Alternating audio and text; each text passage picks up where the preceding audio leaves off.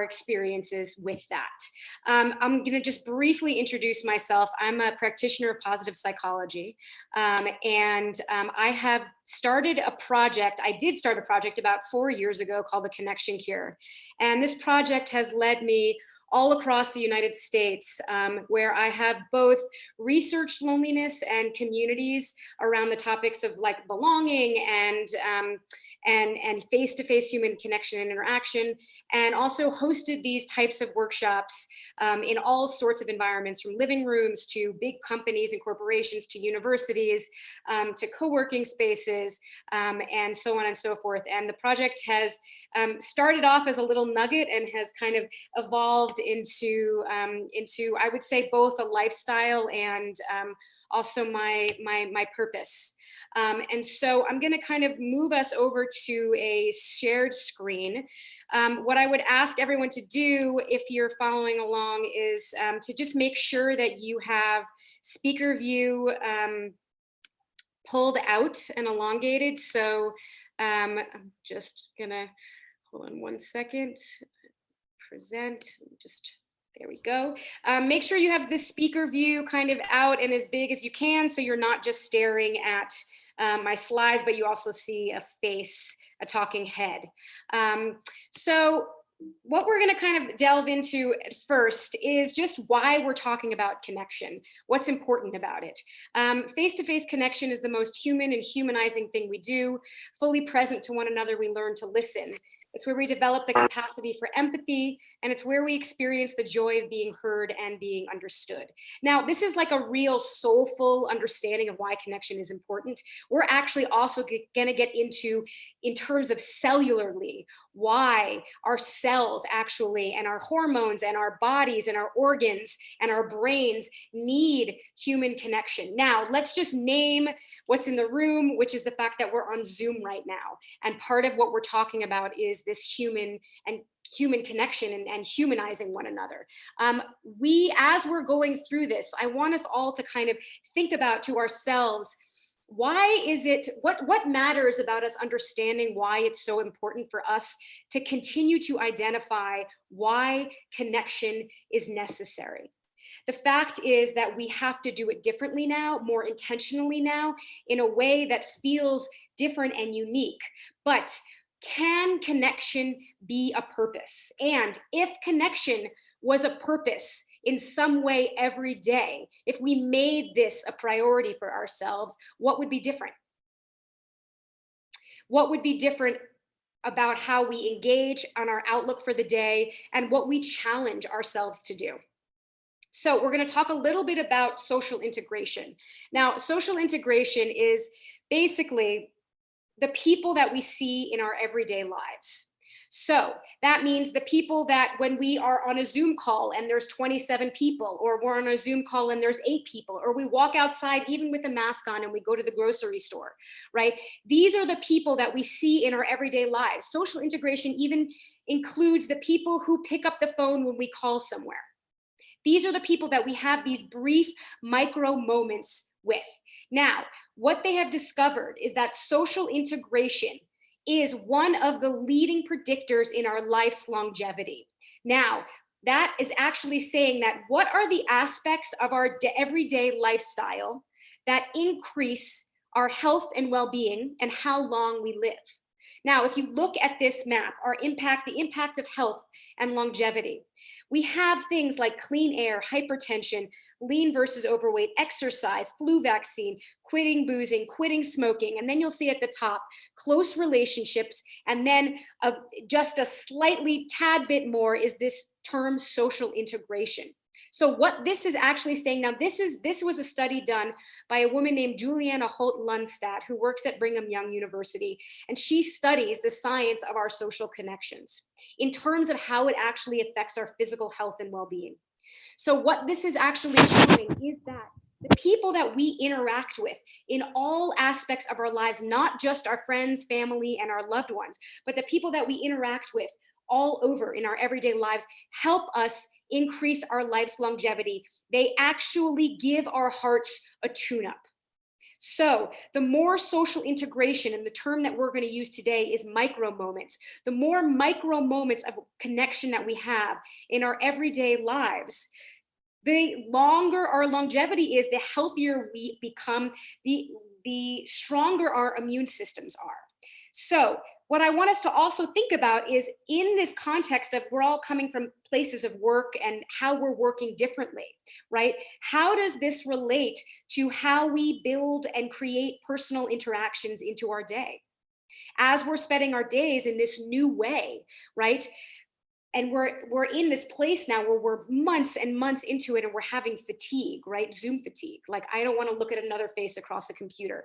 Does it help if we can really identify and name actually the science of what is important about challenging ourselves to continue to have more of these moments? So that's really what we're going to talk about for ourselves, between us and our coworkers, between organization and organization, with our clients, and within our communities. So what is a micro moment, and why is it important for us to discuss this? A micro moment is sharing a genuine feeling or a positive exchange with another living being. Now, this is what is fascinating about the science behind brief, genuine moments of connection. When we engage in a moment of connection with a friend, with a loved one, with a family member, we have this biochemical shift that happens in our bodies. Not surprising, right? When I'm with my partner, my immune system is boosted, my hormones get hit, my whole body is flooded with feel-good hormones. What they have discovered is that in a very brief moment of connection, in a micro moment, the exact same biochemical shift happens inside of our bodies. What that means is that every single person that we see, even if it's from here to here, and I'm going to explain the science about why this still allows us to have this biochemical shift, even in these brief moments, our biochemistry is able to change. So what are we saying here? We're saying that every single person has the potential to be a dose of vitamins. We're saying that every single person has the potential to be an essential nutrient. So just like our bodies need food and water for survival, so too do our bodies need these micro moments, these engaged moments of connection to keep our bodies strong, help us build the relational muscles in our brain. We build our life resiliency through these micro moments. So with every exchange that we have, we're actually working the social brains inside of our heads.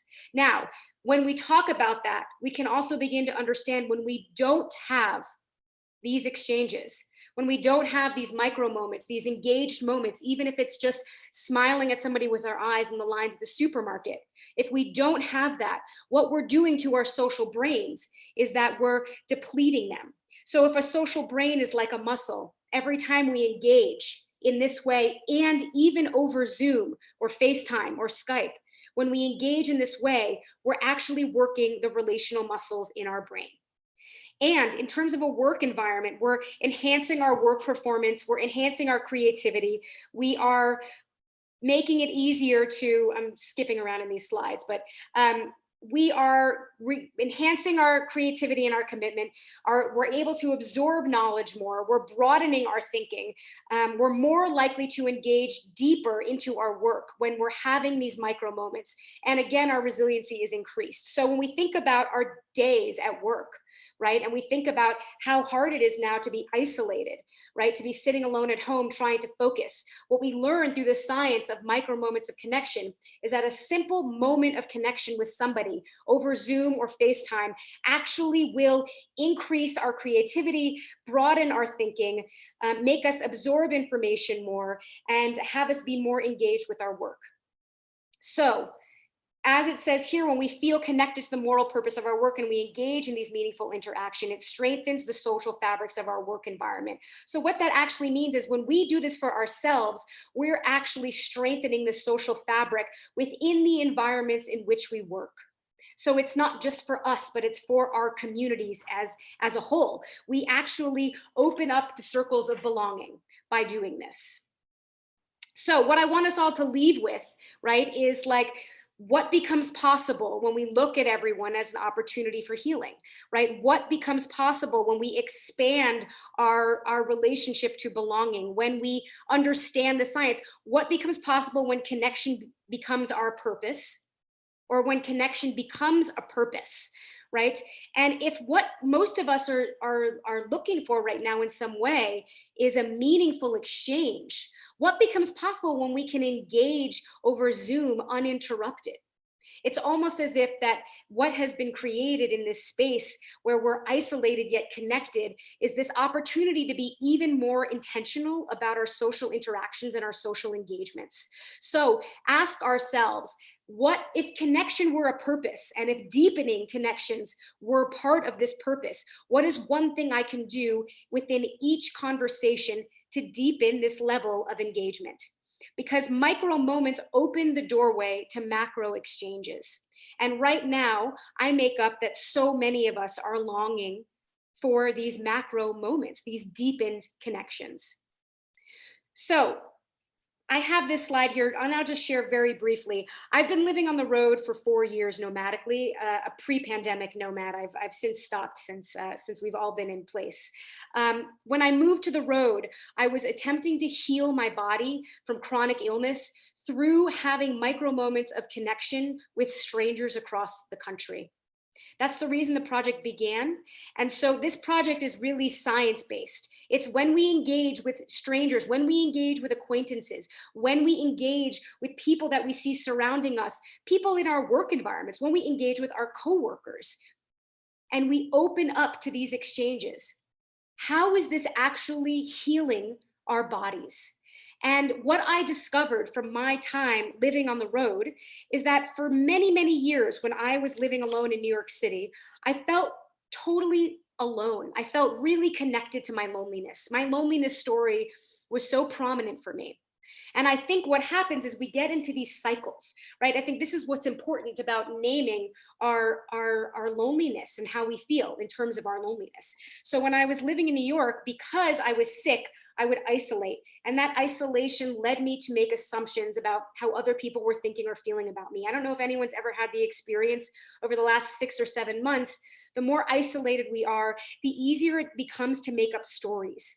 The easier it is to assume things or to have our mind spiral. And these spirals actually increase our isolation. It makes it harder for us to want to reach out. When I moved to the road to start doing this project, what I started to realize was that I was not alone in my loneliness. That actually most people that I had met also shared similar feelings of feeling disconnected and feeling lonely, not feeling a part of. Now, let's define loneliness before we talk about it. Loneliness is not a state of being, it is a feeling. Loneliness is a subjective feeling that our desire for connection does not meet our reality. So loneliness is a subjective feeling. Can you be in community? Can you be in a partnership? Can you be at college? Can you be at a co-working space? Can you be at the office and still feel lonely? Yes. Can you be totally alone and feel completely at bliss and fine and connected to yourself and not need anything else except that? Yes. So the practice of noticing our loneliness is really delving into ourselves and thinking, when do I fall over the edge of alone into lonely? Because so often we sit in these cycles of I'm alone, I'm okay being alone, I'm distracting myself being alone. I got really, really good personally at distracting myself from identifying that I was lonely. And when I woke up to my own loneliness, it felt like such a surprise. I felt like, I'm lonely? I didn't even realize because I was so distracted from it. So I think that part of it is recognizing, when do we tilt over that edge? When is my longing for connection the thing that I want to focus on? Like, when do I really feel like my aloneness is actually moving into a place of longing for more human connection and meaning? So I know there's only a few of us here, but I just want to ask you, has anyone in this group, in this room, ever felt like they weren't a part of, or that they longed for more meaningful connection, or that they didn't belong, or that they wished that there was someone that they could connect to in a deeper way. Has anyone here ever felt lonely? And if you have, put your hands up. Yeah, and keep them up just for a second. Just keep them up for 1 second. And there's only a few of us here. But just look around. I mean, of everyone whose face is on the screen right now, right? We can all together identify that at some point we've had a moment where we've longed for more connection, where we've longed for more understanding, where we've longed to be seen in a different way, where we've longed to feel like we belong to something. All of us have had a moment where maybe we feel left out, or we feel like we want more. Now, the reason that I ask you that, and let me just say, I have done this in person and over Zoom for groups of 5 and groups of 450, and I have never had not every single hand go up. What's important about this is that we are not alone in our loneliness. We are not alone in the feeling of needing more meaningful connection. And geez, like it feels like we are. I make up for me that it feels when we're in these cycles of loneliness, we feel so isolated. When I moved to the road and I realized I'm actually not alone in my loneliness, what I also realized was that the reason is because over half of Americans also do. They did a Cigna study 2018, and what the results showed was that this is 1 year ago. 47% of Americans are sometimes or always lonely. 2019, pre-pandemic, the study showed 61%. We went from 47% to 61% pre-pandemic, the number of Americans who are sometimes or always lonely. 27% of people feel like there's nobody that understands them. 43% of people feel like they don't have meaningful relationships. Now, for those of us that are out there that are listening, that are thinking to themselves, I don't really feel lonely. My response is, we need you then. If you're somebody out there that doesn't connect with this feeling, this term, I feel lonely, or I need more connection, we need you. Because 61% of Americans before this pandemic began were sometimes or always lonely. Many employees and half of CEOs report feeling lonely in their roles pre-pandemic. Now, if our leadership, if our leaders, if our bosses, if our CEOs are feeling lonely, imagine how that trickles down. Now, I don't say this to be depressing, even though it might kind of sound that way. I say it because I think it's really important for us to identify together that, again, we're not alone in it, and there's a reason. So why do we feel so lonely? Well, let's look at how the human body and the human being has evolved. So when we think about this, I want us to imagine if we go back in time, right, to the Paleolithic era when we were actually evolving as human beings. Think about a day where we're out there on the open plains and we're just thinking to ourselves, I don't want to be with my community. I'm tired of this. I want to go it alone. I want to pull up my bootstraps and I want to go out there and I want to be an individual. And so we leave our communities. We leave our communities and we go out there and we're out on the open plains, and imagine that it's one of those days where we realize that, okay, the sun is setting, it's cold outside. I don't have time to gather firewood. I don't have time to collect water. I haven't gotten any food. And so we just kind of hunker down for the night. And imagine this feeling, right? We're hunkering down. We're kind of in a ball. We're trying to protect ourselves from the elements. We're cold. Think about what's happening to your physical body in that moment. What are you feeling? right? Your muscles are tensed up. You're feeling your body is shivering. And maybe you hear a sound in the bushes behind you and you think, what is that? Is that like a neighboring community coming after me? Is it a saber-toothed tiger? How did your body react back then when we were alone? Like this, tight, in fear, immediate fight or flight. Now, that is the relationship between our moment of feeling loneliness and our body's nervous system reacting to it. So here's a really interesting thing that happened that has developed over time. Now, when we were out there, we needed a reason to know that we had to return to our communities. Because if our body at the time didn't say to us, hey, Lisa, hey, Christina, hey, Valerie, go back to your communities, we would just stay out there alone and likely freeze to death or starve or not make it through the elements, not be able to protect ourselves, let alone not being able to reproduce. So there's a part of our brain, it's called the dorsal anterior cingulate cortex. It doesn't matter what it's called, but here's what's fascinating about it. It's the part of our brain that feels physical pain. For example, I'm going on a run or I'm hiking up a mountain. I fall down, I break my leg. The DACC lights up. It's like lighting up and it's yelling at me. It's like, Lisa, you're in pain, you're in pain, you're in pain. That's how I know, stop hiking, stop running. Otherwise, I would continue going with this really cool limp, right? And I'd be like, oh, my foot's broke. I'd be like, oh, what's going on? I would just keep going, right? Because I wouldn't recognize that there was no signal, there was no pain signal. Now, this part of the brain, the DACC, is the exact same part of the brain that lights up when we feel social pain. So let me say that again. The part of the brain that lights up when we feel physical pain is the same part of the brain that lights up when we feel social pain. That's why when we feel left out or when we feel unbelonged, it hurts. That's why when we're lonely and we're longing for more human connection, we're longing for more meaningful exchanges, it hurts because it had to hurt. It had to hurt in order for us to know that we had to return.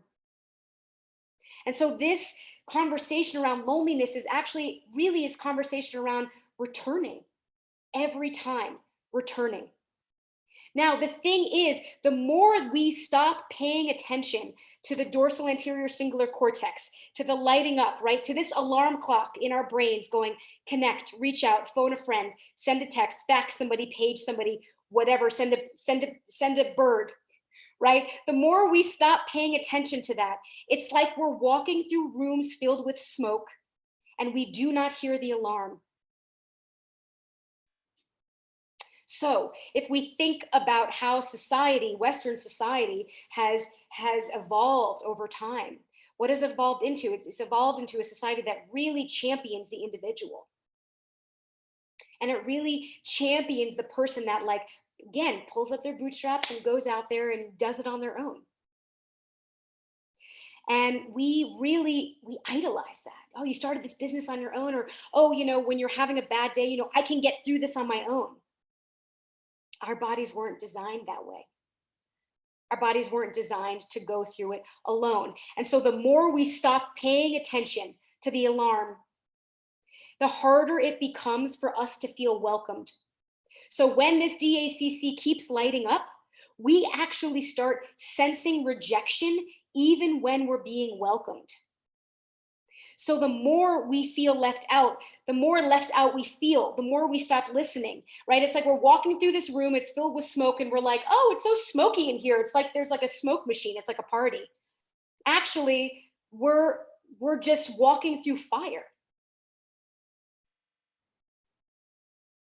So if we look at loneliness as this beautiful alarm clock for connection in the way in which it was intended to be, like our bodies all the way back then designed themselves to have this part of our brain to light up, to say, hey, go find love, reach out, phone a friend, get on Zoom, honor connection, make this a purpose. So how does loneliness affect the body? It makes our immune system functions less essential. It increases our heart rate. It contracts our muscles. And the last really fascinating fact that I'll share is that when we are in a moment of loneliness, what happens is our body releases norepinephrine. That's the first thing that happens. We know it as neuroadrenaline. We get a hit of adrenaline when we're in this moment of loneliness. And what that adrenaline does is it releases a surge of a white blood cell called monocytes. Now, here's what's fascinating about monocytes. Monocytes are a white blood cell that show up when we break an arm or we get a cut or a scrape or something, physical happens to our bodies, and our body needs an influx of inflammation. So let's go back in time and imagine we're alone out there as we're evolving, right? We're alone out there on the open plains, we're evolving. What does our body need to protect itself from when we are alone? Getting mauled by wild animals, getting hurt by a neighboring community. Those are the things that could kill us. And so that's why when we were in aloneness back then, we had this surge of inflammation. So what do we know about too much inflammation now? It's a cause of chronic illness. Now, it makes sense, right? To think that back then when we were alone and these were the elements we were protecting ourselves against, that we would need inflammation to be increased in the body to help us heal. But we're not living like that anymore. We still get this increase in inflammation in the body, which is why now I'm sure some of you have heard that the loneliness statistics show that loneliness affects the body the same way as smoking 15 cigarettes a day, and loneliness affects the body like obesity, and loneliness affects the body like hypertension. And this is one of the reasons why. Now, what I'm not saying is that every time we feel lonely, we have all of these horrible things happening. But what I'm saying is that when loneliness becomes chronic, it has the potential to hurt our bodies, to harm our bodies. And that's why it is so imperative for us to destigmatize this conversation around loneliness, because we are walking around ashamed. People are walking around feeling ashamed of needing love, needing a friend, needing a meaningful exchange, even micro moments. Right? From our deepest, most loving relationships to the person from the insurance company that I talked to yesterday for 15 minutes, who I ended up crying to because he asked me, how was I really, instead of just, how are you? These are the moments that shift this right here that we're looking at. And this can be shifted in a micro moment. So I truly, truly believe that naming loneliness is the first step. That for us to lead with, I'm feeling a little bit lonely today, how about you? And to make that be okay.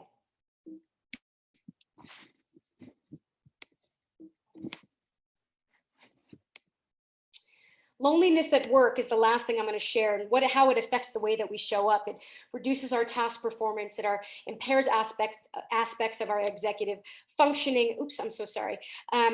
It impairs aspects of our executive functioning, such as reasoning and decision making. It can hijack our brain's prefrontal cortex, which governs decision making, planning, emotional regulation, abstract thinking. It limits our creativity.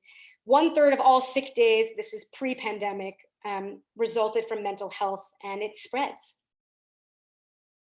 So loneliness at work affects, all of these things that have to do with how we show up in terms of work. But let's just get down to what really we're talking about. Loneliness just doesn't feel good.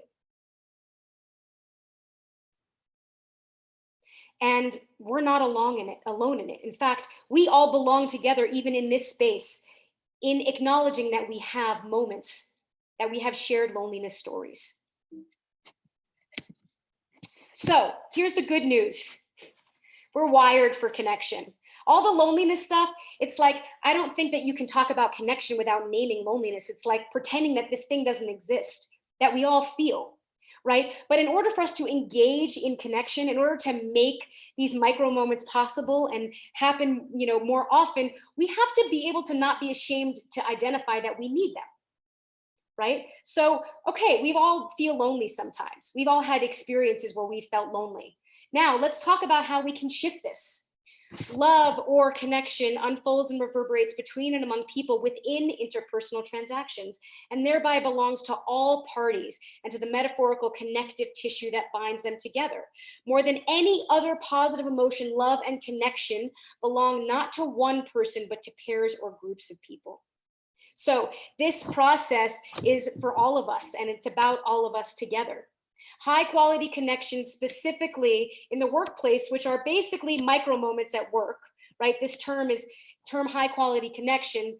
It leaves us more energized, more positive, with a feeling of mutuality and vitality. And this can be from employee to employee, employee to customer, communities, friends, family, and we build on this collectively. The reason that I bring this just concept of the work environment is because I know a lot of us in this space are coming from shared co-working spaces or communities which we used to have, which used to feel in person and collective. How can we remember and identify that what is so important about those was our ability to actually connect with each other in these spaces? And how do we come up and create ways to get creative about how to continue this?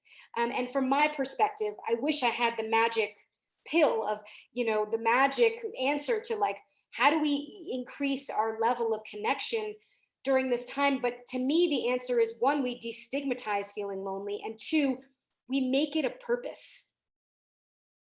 We make this a purpose for ourselves every day in some way. So there are three parts to a micro moment. Step one is the sharing of a positive emotion. Step two is our biochemistry changes. And step three, we become part of what's called reciprocal or mutual care. So the first thing is having a genuine positive exchange, step one of a micro moment. Now, what does it mean to have a positive exchange? Well, most of us think it means, high-fiving, being in a good mood, being happy. It's crap. Bullshit. Having a genuine positive exchange means when we all put up our hand to name that we've had a moment of loneliness. Is that a genuine positive exchange? Think about what shifted in the energy of that space in that brief 5 seconds when we looked around and saw everyone's hand raised. A genuine positive exchange. So, positive thinking, positive exchanges can be the simplicity of our own curiosity. How do we become more curious about each other? What's one way to open the door to curiosity when we engage with each other?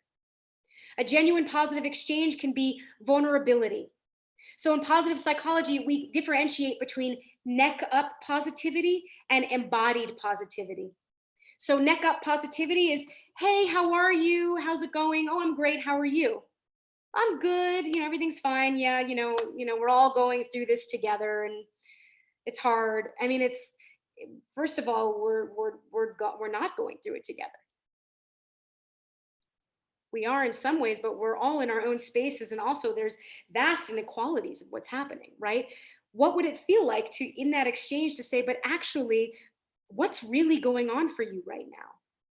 It's the difference between I'm doing okay and how are you really doing?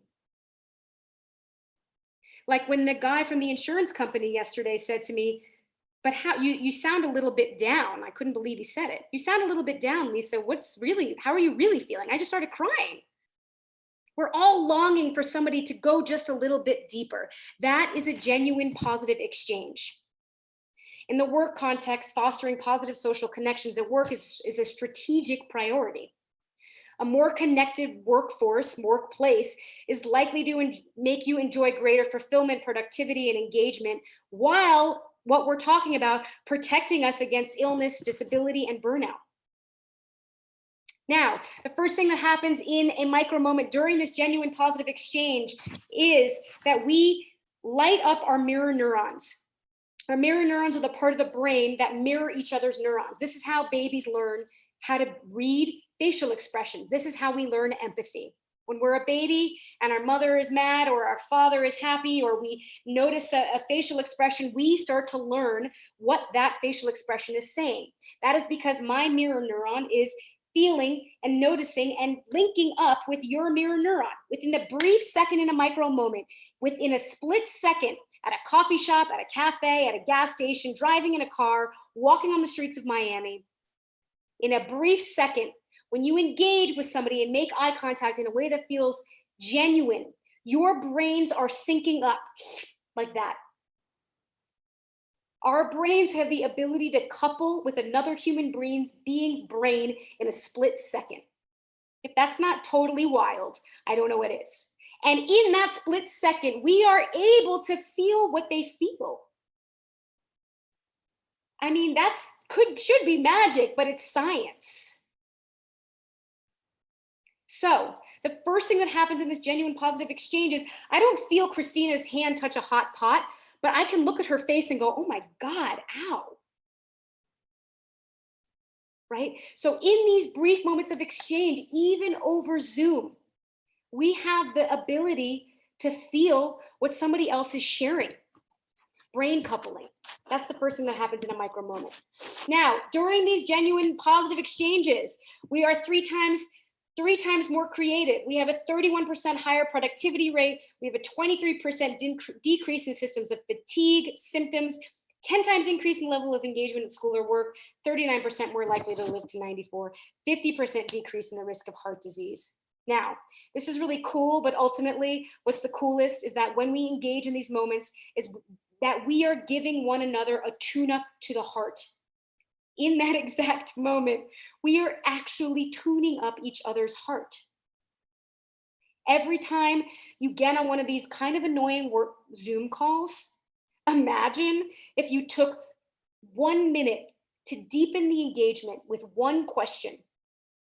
Tell me, let's go around the circle and let's offer one word about how everybody's feeling right now. Imagine what shifts in that micro moment. Looking at people on the screen and just hearing, I feel grateful, I feel lonely, I feel overwhelmed, I feel it's like the connection loop is getting tighter. The second thing that happens in a micro moment is that we have behavioral synchrony. So what's happening is that our hormones at the exact same time are being released. So our oxytocin levels rise at the same time. What that does is, one, it's anti-inflammatory when we have a release of oxytocin, but two, it actually makes our bodies more calm and more open to receiving. It's called the calm and connect hormone. So when we have a hit of oxytocin, our bodies actually open up. If anyone's ever heard the term like, oh, he's opening up. Well, when we're in a genuine positive exchange, the science has shown that our torsos actually expand. So when we say we're opening up, we are literally opening up. That's why when we go like this, it feels really vulnerable because we're opening up our chest for more connection. We're opening up our chest to actually be seen. This has a relationship with our hormones. So our oxytocin levels rise, our dopamine reward system gets triggered, which means dopamine rewards used to be things like human connection, right? Now they're things like Netflix and Instagram and gambling and shopping, online shopping, right? So how do we rewire our positive reward systems? So when we get a hit of human connection, we get a hit of dopamine, it brings our brains back to having this positive dopamine reward. The next thing is we get a boost of serotonin, which helps us regulate our mood and behavior and calms our bodies down. And the fourth thing that happens hormone-wise during a micro moment is we get our hit of epinephrine. Now, an epinephrine just increases our concentration. So these are all the things that are happening when we make connection a purpose. Okay, the last thing is in a micro moment, we have this feeling of reciprocal care.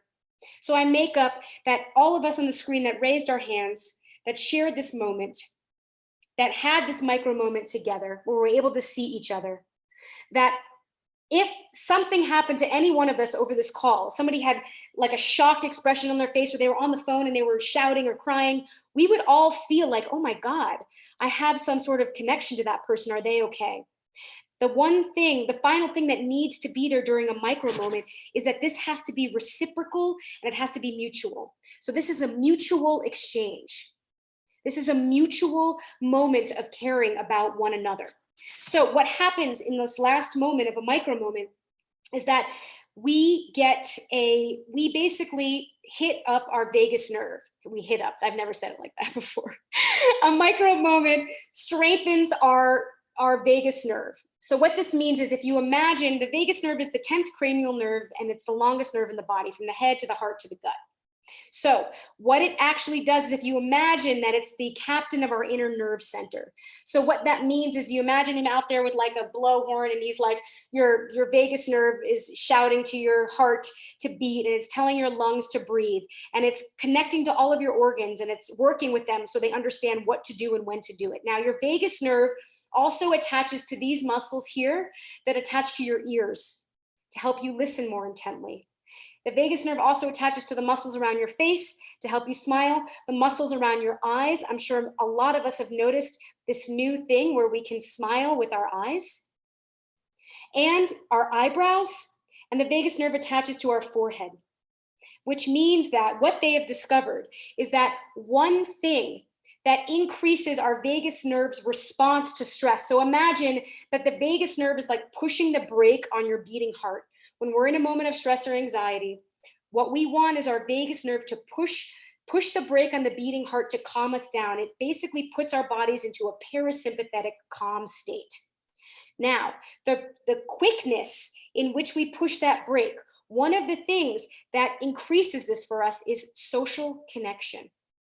Because when we listen here, or when we see each other smiling here, it sends a message down these muscles to our vagus nerve, to our heart, telling us, you're okay. You are welcome here. This person sees you. This person understands you. And this prevents inflammation, and it releases oxytocin, which also calms us down. So the vagus nerve is really one of the major factors in how we really just decompress and relieve stress from our bodies. So I know this was really quick. I went as fast as I could in the time, but one of the things that I think is just really important to identify is, right now, how many of us are feeling lonely? And what would be different if, one, we recognized that there was a reason for it, that there was a reason to not feel ashamed about it? And what would be different if we named it for each other, if we led with it, if we created the space to feel okay in our togetherness around our desire for meaningful connection and exchange? And also, if we understand, and when we understand the actual science behind why having these moments, even over Zoom, look at each other. We can look at each other right here, and we can imagine that we don't know, we're all over the country, all over the world, apparently, sitting in our own homes, in our own spaces, having our own experiences together. In some way, that is extraordinarily beautiful. Now, how can we use this, right, to be more curious about each other, to be more inquisitive, to take more moments to have these meaningful exchanges? So if there's any questions, I'm happy to answer. I could keep talking forever about this. So you guys can tell I get really excited and jazzed. Yes, Val, did you have a question? Yeah, I did. I love the concept of the micro moments. I think that's when I think about some of my favorite places that I've lived, there have been places where there were lots of people around to have micro moments. I knew the bus driver, I knew the people that worked at the restaurant, I knew the person that, all these people. I think my challenge is how to be vulnerable without spreading negativity. So like if you are genuinely having a bad day or things are rough, I'll be like, it's okay, because I don't want to be spreading negativity, because like you said, the loneliness is So you don't want to contribute to the negative ripple. Yeah, I mean, so what my response is going to be just a total projection of how I feel about that.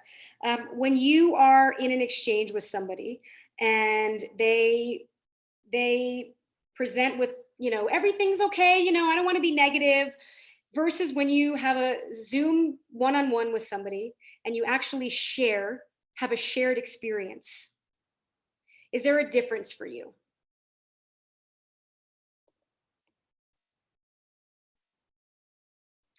Just in terms of, okay, let me say it in a different way. Um, what's the feeling of being in a vulnerable, genuine exchange where you identify and open the door to naming what's going on? So, I mean, go ahead, Val, if you have a. I was going to say, generally that feels good if the other person is a positive person too. But if you sit there and commiserate, that doesn't necessarily feel good, especially if that's somebody that you're seeing every day and you're every day commiserating with that person. Yeah, I think that first of all, not every moment is a micro moment. I think not every exchange needs to be a specific type of thing. I think right now is about identifying what connections feed us and what is a meaningful exchange. And so recognizing when there is the opportunity to open the door to like a shared feeling of like, oh, you feel that way, or I feel that way too, and having that feel supportive of you, and then opening the door to like constant commiserating, or this is miserable, I feel terrible, there's no way out of it. Like, just I think for me, I think it's a noticing as we're stepping into these exchanges, and that's why having more of them is important, because the more we have, the more we begin to notice, right? Like the feeling of, oh, it feels like this might be getting into a place that doesn't feel like it's supportive of me right now. And what is actually fascinating is that the brain is actually learning where it feels safe and where it doesn't. And so I make up that there might be a habitual connection to like commiseration because it feels good in some way, right? But our brain might feel reactive in that space. So it's listening to our body, because as you heard, right, our body is constantly telling all of our organs and our nervous system when it feels safe. And so feeling into those moments and trusting like, okay, this might feel more like commiserating. How could I shift us out of that? What would a micro moment look like that felt genuine in a way that didn't feel like it would ruin my day? I understand what you're saying, and I think it's a really big question. It's a hard thing to answer right now because we're all going through so much, and we're all going through different things in different ways. And what value do we get from listening? What value do we get from just hearing somebody else's experience? What value do we get from sharing? And also identifying that how do we open our circles of belonging? How do I identify, how do we make spaces feel safe for each other? What does it feel like for people to not feel safe in a micro moment? These are important things for us to think about. How can connection be a pathway for the places that we have to listen harder, that we have to examine more? How do we listen more intently? I mean, there's so many different ways that we can go about it. And also, how do we create intentional micro moments?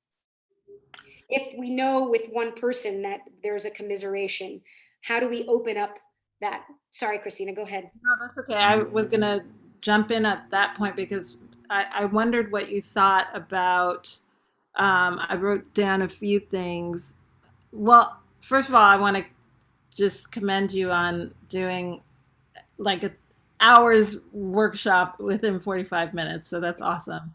But also the idea, I'm wondering what you think about how loneliness will be viewed sort of as a health crisis that companies might start to take more seriously with their employees, or even the government perhaps for the world or for the country.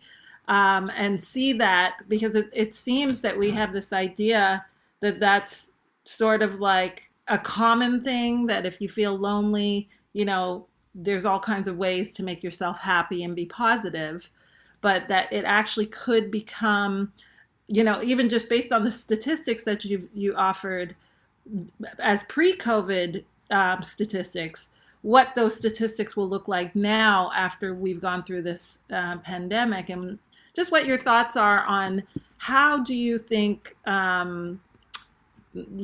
people will look at loneliness and take it a little more seriously when it comes to dealing with groups and organizations in the near future. Yeah, I think it's a really important question, and I think the shift is happening. I've been doing this work for 4 years, and people used to say, like, I don't, what are you doing? I don't like people like, I don't know what you do out there, but like, you know, when COVID hit, I had random people reaching out to me going, I get it now. Um, and at the same time, I think it was about 2 months ago, an old U.S. Surgeon General of ours, Vivek Murthy, came out with this book called Together, and it's incredibly fascinating, and is about this. It is about this epidemic of loneliness, and we're behind. I mean, in Britain, they hired a minister of loneliness that actually works in the government, because this is such a big problem, and it is a problem, again, that is incredibly stigmatized. There are people out there that work in, a woman named Jane Dutton works in something that she calls high quality connections, which are basically micro moments, but the conversation that she has with that terminology is specific to the workplace. And so what she talks about is, why is it so important for us to have these high quality connections at work as opposed to just connections? We could say, hey, we could, have our team meetings, go out for drinks, but if there's not quality to that connection, if there's no meaning at all, people are going to go home feeling lonely. I mean, we're talking about work environments where we spend the majority of our lives. Yeah. The majority of our days, we see our coworkers more than we see our families. Now we're seeing our coworkers over Zoom. So there is even more need for these meaningful exchanges, because when we can engage in these meaningful exchanges in our work environments, even over Zoom, that, when we get off of the call, is the ripple that we need, that affects our families, that affects our friendships, and that affects our communities. We're talking about opening the circles of belonging. We're talking about othering people. It has to start here with opening the circle into a horseshoe. And I really do think that companies slowly are starting to recognize the importance. I mean, I only know from my perspective and what I see, but the conversation around loneliness is increasing. And there's so many facets to what it means, because loneliness is subjective. So my loneliness is different than everyone else's. And we think about everything else that's going on in the country. This topic is vast, and it's important in so many different ways, in so many different arenas. And specifically in the work environment, and in the university space, which is another place that I work, this conversation is so imperative to how we move forward as a collective society. Instead of individually going to work, we should be going to work together. I don't know if anybody else has a question, but the other thing I wanted to ask, and I know you talked about this before, was on the effects of all the information that we're getting right now about so many varying things, most of it coming through social media, and the effects of social rejection that we also feel. So we're using the same ways to connect through social media. We're looking for connection through what we're looking for on social media, and at the same time we're feeling the rejection if we're not similar. We're comparing ourselves. So I would assume that that's being heightened in this experience that we're all having now, because we're relying on that information to come to us, or that connection to come through us digitally. And it feels very much like a double-edged sword. So I wonder what your thoughts are on that. Yeah, I mean, I think the double-edged sword is what makes it hard, right? Because what we can identify is like, this isn't the same, but this works. Right. But when we're talking about a like or an Instagram post or someone reaching out to us or DMing us or Facebooking us, what we're talking about also is that DACC lighting up.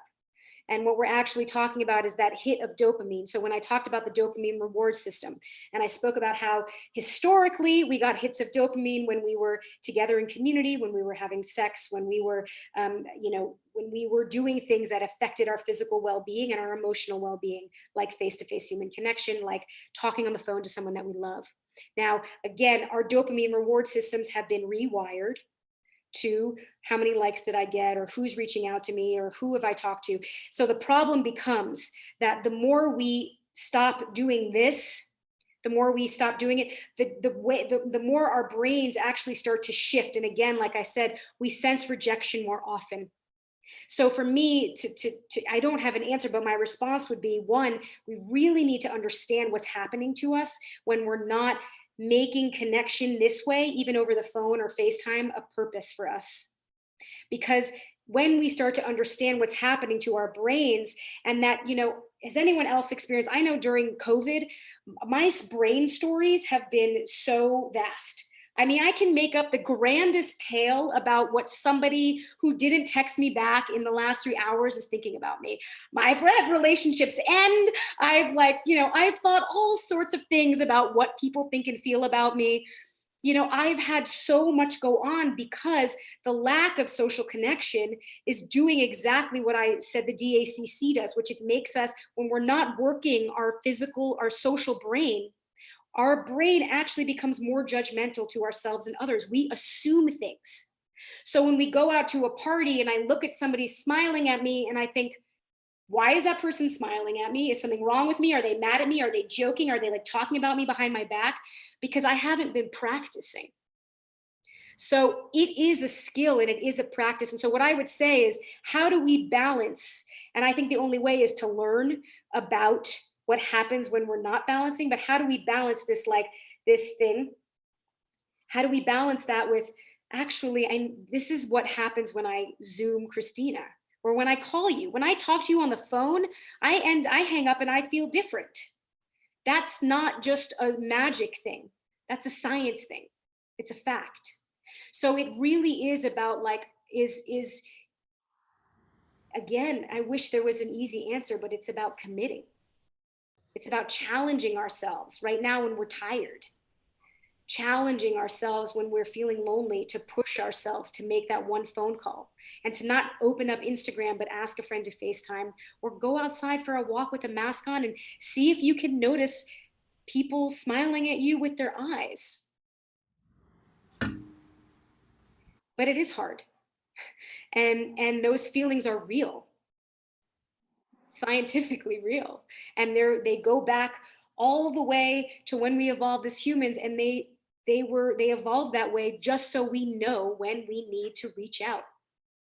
How do we use that, right? How do we use the way the human being became to help us as a superpower, as opposed to the way that it can make us feel if we just ignore it? Thank you. You're welcome. Any other questions out there? No, I just wanted to say that this has been great. I have really loved hearing you and talking so passionately about this topic. At Venture Cafe, we're kind of like in the business of making connections. So we're actually doing that all day, connecting innovators to make things happen. So it's actually great to sort of hear about what's behind that, and like what the actual science and like chemistry says, or like how it all works behind the scenes. So thank you. Yeah, thank you. Thanks for being here, everyone. Well, I guess on that note, we can wrap it up. Lisa, Darren, thank you so much. It's always so enlightening to have you talk and bring all that wisdom that you bring. I'd love for you to come back again and join us sometime. And yeah. Do we want to let Paulina just tell people about what Venture Cafe is or how to get on it in case anybody wants to check out their other sessions? Sure.